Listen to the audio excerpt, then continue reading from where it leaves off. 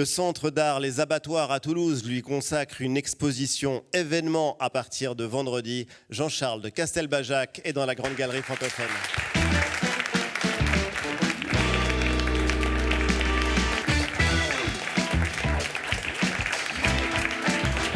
Bonjour maestro et bienvenue. Merci d'avoir accepté notre invitation. Je vous présente le public et la bande de la Grande Galerie. On va démarrer avec la première question qui est un rituel. Qu'est-ce que l'art apporte dans votre vie, Jean-Charles de Castelbajac ? L'art, c'est ma vie. Donc l'art, c'est ma vie, c'est aussi cette relation à l'invisible. J'ai le sentiment qu'au travers de l'art, j'ouvre des portes que d'autres ne voient pas. C'est des chemins sensoriels, des chemins vers quelque chose d'une autre dimension. Alors justement, voilà. Parce que c'est assez paradoxal, l'art, c'est ce qu'il y a de plus visible. Et vous, notamment, votre art est visible, mais vous en parlez comme d'un poète qui pousserait les portes d'un domaine inconnu. C'est cela. Je pense que ce qui me touche le plus, et j'ai toujours été dans cette quête d'invisible, déjà très tôt, j'allais par exemple à 17 ans dormir sur des champs de bataille. Des grands champs de bataille du passé. J'emmenais mon ami Jean-François Bizot qui avait fondé Actuel. Et on partait à dormir à Azincourt, par exemple, pour chercher les fantômes. Là où les Anglais ont battu les Français au Moyen-Âge. Absolument. Si vous dites que vous voulez révéler l'invisible, est-ce que c'est parce que pour vous, l'art, c'est quelque chose qui relève de l'émotion, du monde intérieur ? L'art, c'est définitivement un médium pour parler à l'invisible, pour capter des choses qui ne sont plus de l'ordre du visible. Par exemple, lorsque je dessine un ange dans la rue,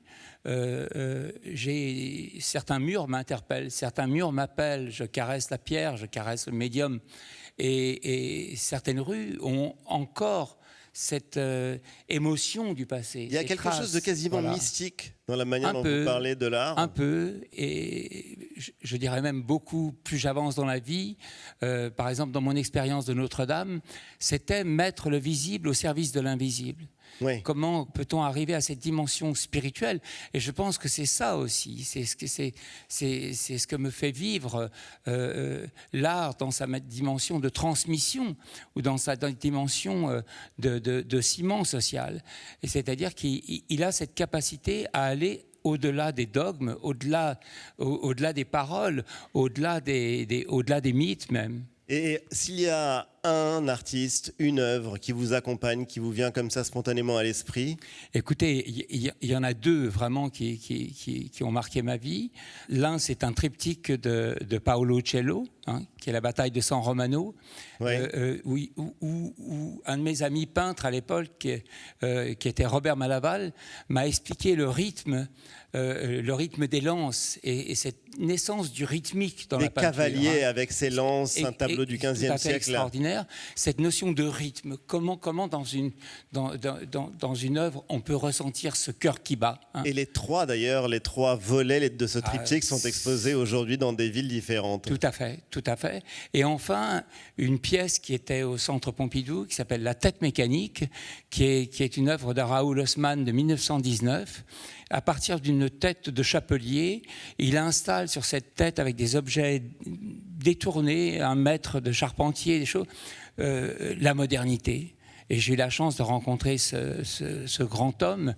Il était à Limoges à partir de 1956.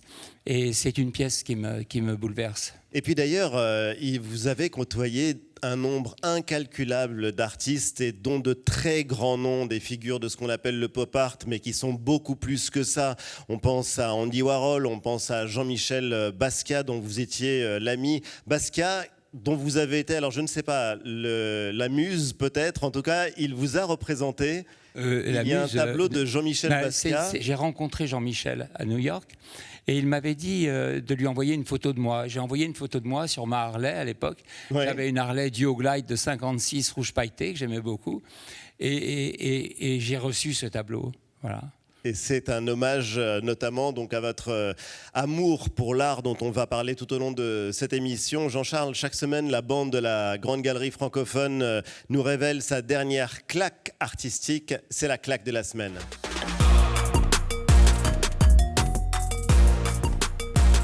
Et on commence avec toi, Nathalie. Volontiers. Alors moi, ma claque, elle est la preuve. Sachez-le que l'univers nous écoute. Lorsqu'on lui parle correctement, il est à l'écoute. Et c'est un artiste qui s'appelle Sadek Beraba et son spectacle Murmuration, que je suis certaine que vous connaissez parce que c'est un grand phénomène des réseaux sociaux. D'abord repéré par les stars comme Shakira et Jennifer Lopez, mais devenu superstar lui-même après que ses chorégraphies, ces espèces de ballets, Cimmerie, voilà, vous le connaissez, Jean-Charles, donc fasse sensation sur les réseaux sociaux et c'est surtout sa chorégraphie qu'il a réalisée pour la passation des Jeux olympiques de Tokyo vers Paris, qui a été vue des millions de fois, qui a fait sensation. Et son parcours est d'autant plus exceptionnel parce qu'il a habité dans la rue, Sadek. Il était maçon, mais avec toujours ce rêve de devenir lui-même chorégraphe. Alors quand je vous dis que l'univers écoute et tellement que moi, j'ai supplié l'univers pour que le spectacle Murmuration revienne parce que je l'avais raté. Sachez-le, ça revient, c'est annoncé pour 2026. Ça y est, c'est confirmé pour 2026 Alléluia! Avec 50 danseurs. Vous aimez quand l'art prend vie et qu'il échappe au code? Ah mais bien sûr, c'est sa vocation. J'aime lorsque l'art me déconcerte, me kidnappe, me surprend, me happe. Et j'en aime tous les extrêmes. Oui. Par exemple, je pensais à mon coup de cœur. Jusqu'à ce matin, c'était Rosalia avec son album Luxe. Luxe, dont nous parlait Lauriane la semaine dernière. Avec cette dimension totale et complète de faire intervenir d'autres artistes. Et religieuse, encore une fois. Pardon ? Et religieuse, encore une fois. Mais hier soir, j'ai été voir Hugo Frey.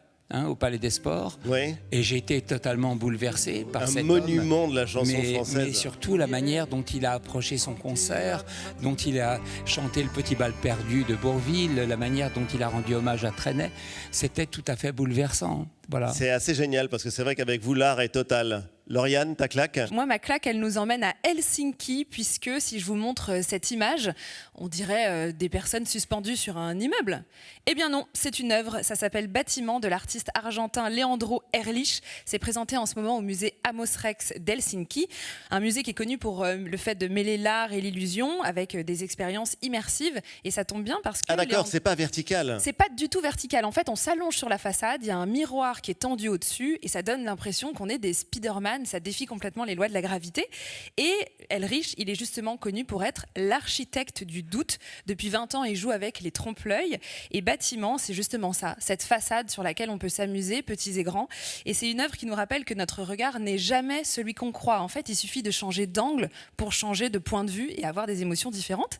Pas besoin d'aller à Helsinki pour avoir cette claque, puisque en 2026, grâce à toi, Fabrice, je l'ai appris tout à l'heure, il sera en France. Il sera en France. Je suis le commissaire de la rétrospective de Leandro Erlich, qui est cet artiste argentin extraordinaire qui travaille que sur l'illusion et il est argentin. Vous savez qu'en Argentine, c'est le pays du monde où il y a le plus grand nombre de psychanalystes. Et tout le travail, c'est sur l'illusion et la psychanalyse. Et ça sera à ne pas rater. Et c'est assez génial parce que donc, tu étais le maître et maintenant tu es le commissaire aussi. Ta claque, Fabrice? Alors, ma claque, c'est quelque chose que connaît sans doute très bien Jean-Charles. C'est les 50 ans des Art BMW Car, qui est une histoire qui est due à un Français, un jeune commissaire-priseur, il y a 50 ans, Hervé Poulain, qui était aussi coureur automobile sur le site du Mans, et qui, en définitive, a demandé à Calder, à BMW de lui prêter une voiture, et à Calder, le grand maître américain du mobile, de peindre cette voiture. Il n'a pas gagné le tournoi du Mans, mais ça a lancé ces art cars où des artistes ont travaillé en permanence sur la question de la vitesse. Comment une œuvre d'art en fait s'anime que par la vitesse. Les plus grands sont intervenus. Warhol, par exemple, a fait un truc assez faux, c'est qu'il a peint en 28 minutes la voiture pour essayer d'imaginer ce que pouvait être la vitesse. David Hockney a peint une voiture comme si en fait elle était transparente et qu'on voyait à l'intérieur. Jeff Koons a peint des raies de couleurs absolument dingues qui donnent l'impression de la vitesse. Et puis la dernière, c'est Julie Méretu, cette artiste d'origine éthiopienne et américaine, qui en a fait une sorte de vibration, j'aimerais même dire de tempête totale. À l'occasion des 50 ans de ces art cars, aujourd'hui il y en a 20, elles circulent dans le monde entier, elles sont présentées dans tous les musées, il y en a en ce moment au Maroc, et en janvier, elles circuleront dans tout Paris. Et à quand celle dessinée ou peinte par Jean-Charles de Castelbajac. Mais c'est intéressant de voir des très grands noms de l'art s'emparer, alors non pas d'une toile, mais d'une bagnole pour exprimer leur talent? Qu'est-ce que ça vous inspire? Ça m'inspire art total, ça m'inspire ma total. vocation, ça m'inspire l'histoire de ma vie. Moi, j'ai pas fait de BMW, mais j'ai fait des smart camouflage. Vous avez customisé votre Harley, peut-être? Absolument. Oui. Et donc, je me suis aventuré sur des terrains aussi. Et tout à l'heure, vous allez vous aventurer sur l'un des terrains les plus étonnants, Périlleux, le mur de la Grande Galerie. Margot? Moi, ça me fait penser à Vasarely qui a fait le logo de Renault. On se souviendra de ce petit moment. C'est un logo magnifique. Ma claque, donc. 2 coups de cœur en un cette semaine. D'abord, la Fondation Beyeler. C'est vraiment un lieu à part qui est lumineux, méditatif, dans un écrin de verdure suisse. Et on y va surtout en ce moment pour une raison, c'est la rétrospective consacrée à Yayoi Kusama, cette artiste japonaise extraordinaire que vous connaissez peut-être pour cette citrouille jaune qui a fait le tour du monde. Elle peignait des milliers de petits points répétés à l'infini. Et puis, on la connaît aussi pour son carré rouge iconique. Voilà, il n'y a pas d'équivalent à cette artiste, donc de 96 ans. Elle est incandescente, flamboyante. Elle vit et travaille dans un hôpital psychiatrique. L'art l'a vraiment sauvée de la folie. Donc voilà, un lieu et une expo dingue. Et puis elle est géniale. Elle est géniale. Fabrice, tu l'as rencontrée, non, je crois, il n'y a pas longtemps. Je l'ai rencontrée dans son hôpital psychiatrique il y a une dizaine d'années. J'ai revu aussi son directeur studio. Et ce qui est absolument fou, c'est que donc maintenant, elle ne travaille que dans son hôpital psychiatrique.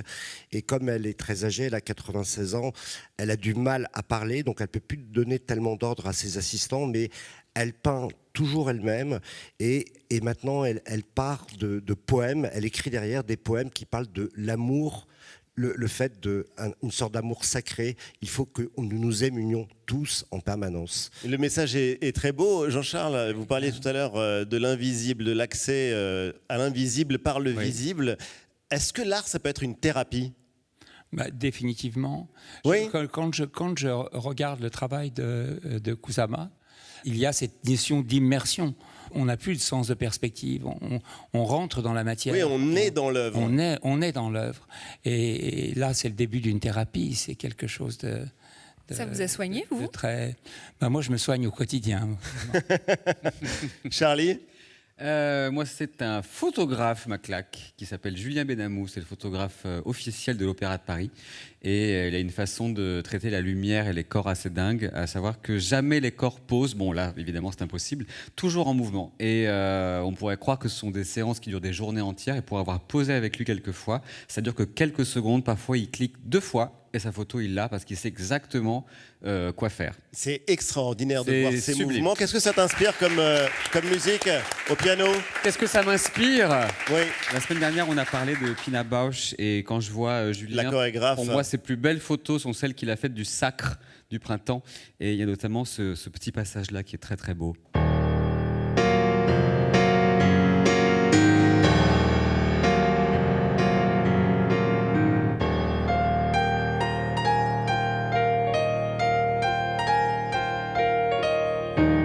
La musique de Stravinsky, bien sûr. Évidemment, merci.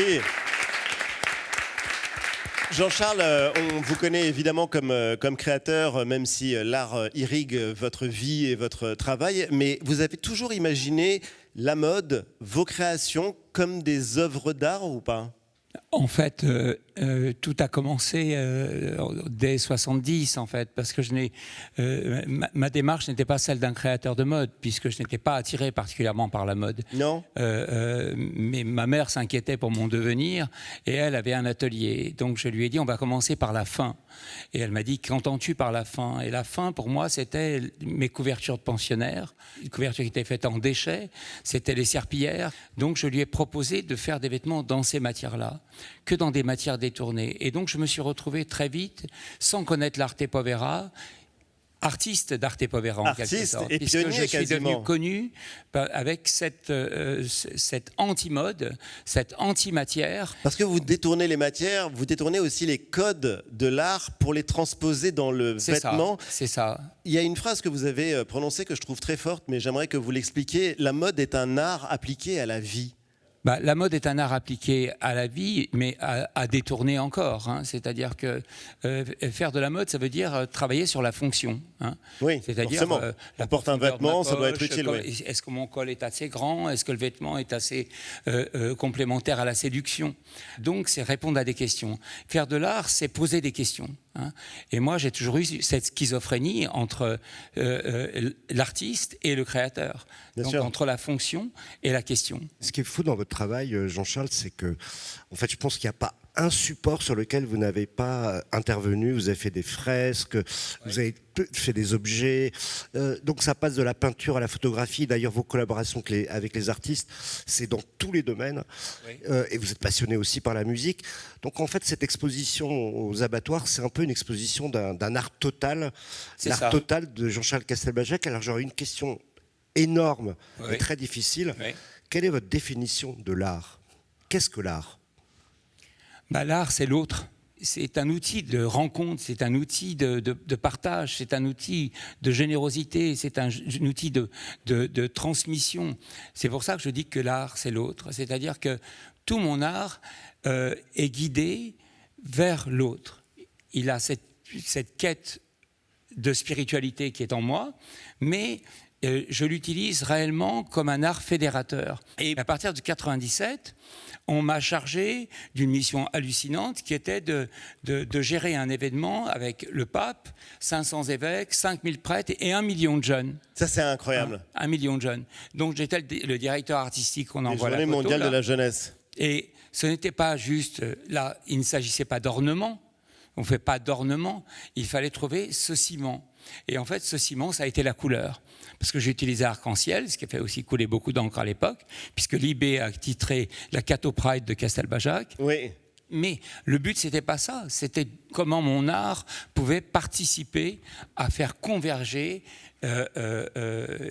les êtres ensemble. Mais d'ailleurs, Voilà. puisqu'on est dans une émission et une chaîne francophone, Oui. le mot de religion, il vient du mot relier, il vient du mot de réunir. C'est intéressant. Alors on peut réunir par la foi, mais on peut réunir par la couleur. Et c'est passionnant ce que vous dites. Il y a donc cette expo, comme le dirait Nathalie, jusqu'à la fin août 2026 au musée des abattoirs de Toulouse. J'adore l'affiche. L'imagination au pouvoir. Ouais, on dirait bien sûr. quasiment un slogan de 68.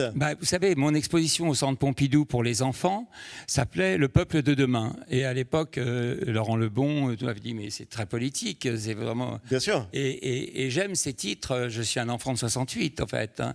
Et l'imagination au pouvoir, qu'est-ce qu'on peut rêver de plus que l'imagination au pouvoir, hein? Comment vous avez conçu cette exposition, puisque j'imagine que vous avez dû penser ce qu'on appelle la scénographie, c'est-à-dire l'histoire, le récit de cette expo. Est-ce que vous pouvez nous en dire un peu plus? Je l'ai voulu comme un parcours initiatique sur l'idée de montrer à des jeunes générations qu'à partir de l'imagination et de ses fêlures aussi, hein, pas que de choses qui facilitent la vie, on peut vraiment faire un chemin.